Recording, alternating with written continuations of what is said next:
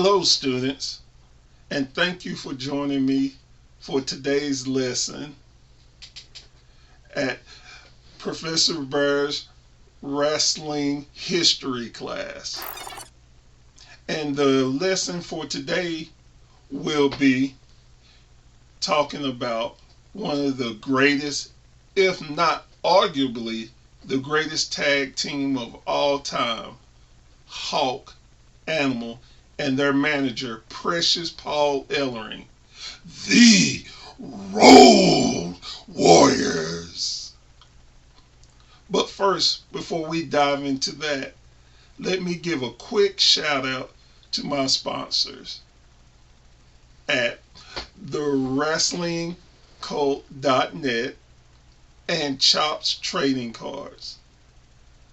And let me give another shout out to my co-host at the Wrestling Society podcast, where you can get your news and information from our point of view.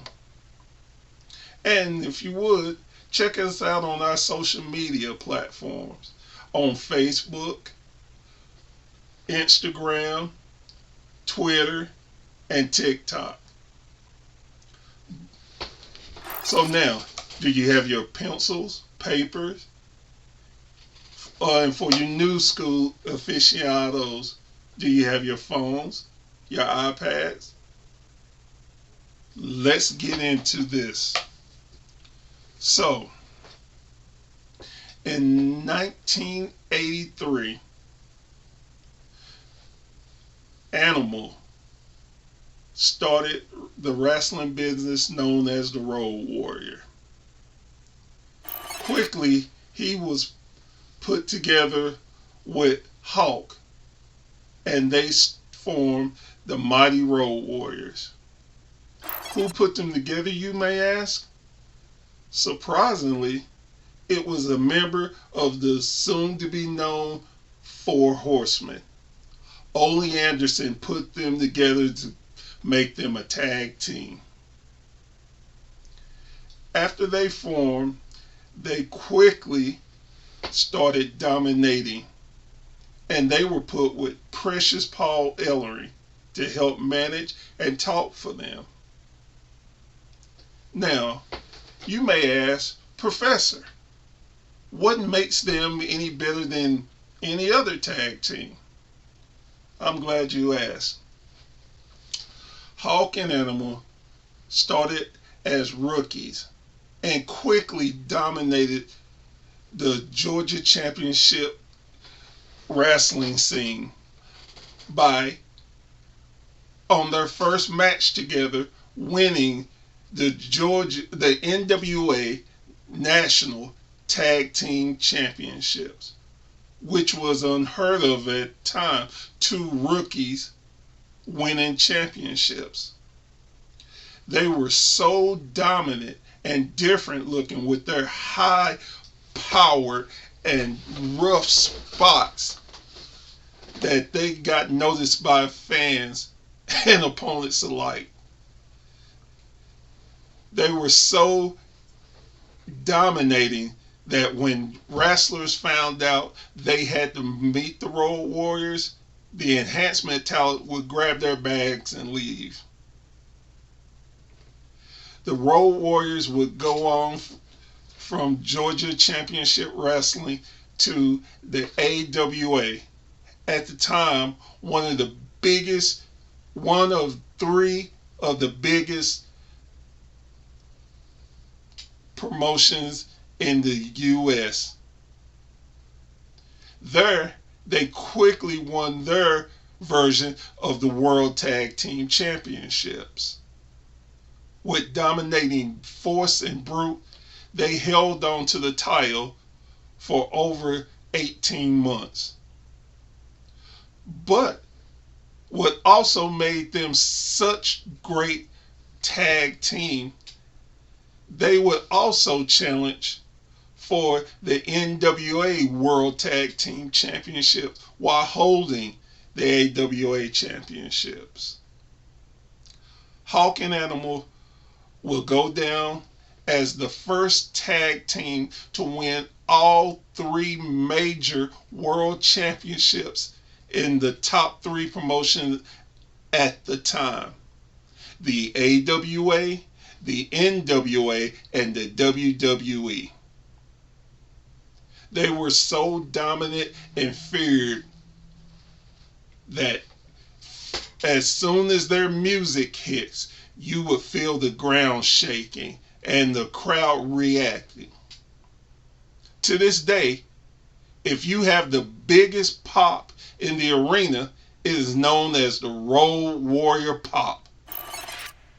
No one outsold the Road Warriors. The Road Warriors ended up going back to the NWA and started a major feud with the Four Horsemen, which culminated into the first meeting of the Road Warriors, Dusty Rhodes, and Nikita Koloff versus the Four Horsemen in War Games. The Road Warriors were an essential part of those matches. And also their manager, Paul Ellering, who himself was a former wrestler. The Road Warriors were so dominant that they were not only feared stateside, but over in Japan. The Road Warriors went to tours on Japan and would win the all Japanese pro wrestling versions of their world titles. They would go in, dominate some of their biggest hitters. The Road Warriors, every promotion they went to, they dominated and left bodies in their wake. So, were they only just dominant from promotion to promotion for titles? No.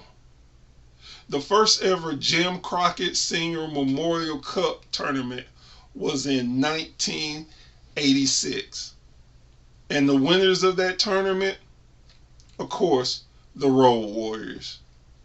They dominated teams in the 64-man tournament, which culminated in them winning the tournament and $1 million. They were not only feared, but also loved by the fans. They were also known for getting revenge on people. And if they didn't like you, they didn't like you.